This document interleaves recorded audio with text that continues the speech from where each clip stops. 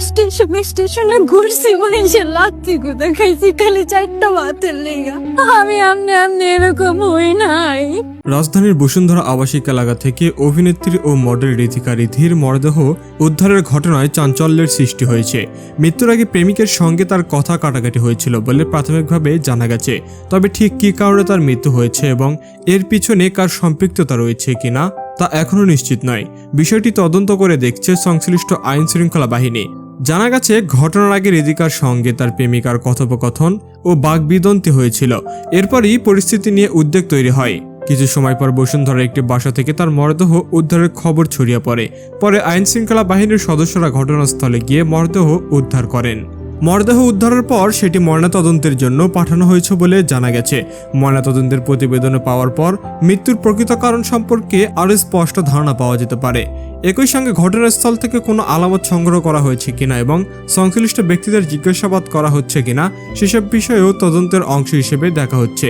ঋতিকা রিধির মৃত্যুর খবর ছড়িয়ে পড়ার পর সামাজিক যোগাযোগ মাধ্যমে শোকের ছায়া নেমে এসেছে। সহকর্মী ও পরিচিত জনদের অনেকেই তার মৃত্যুতে শোক প্রকাশ করেছেন।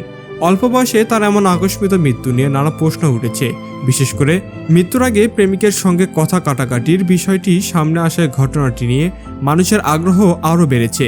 তবে একটি কথোপকথন বা ঝগড়ার ঘটনা থেকে মৃত্যুর কারণ কিংবা কারো অপরাধ প্রমাণ করা যায় না।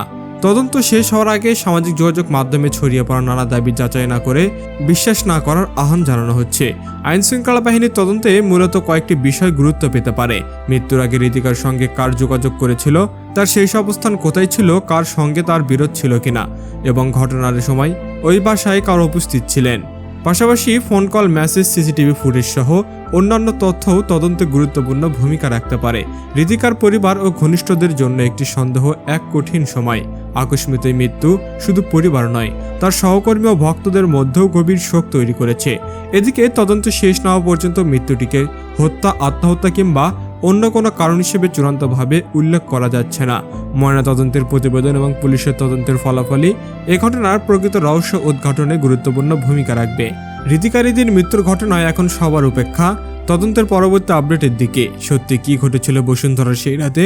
প্রেমিকের সঙ্গে কথা কাটাকাটির সঙ্গে নতুন কোনো সম্পর্ক ছিল কিনা, নাকি এর পিছনে রয়েছে অন্য কোনো কারণ?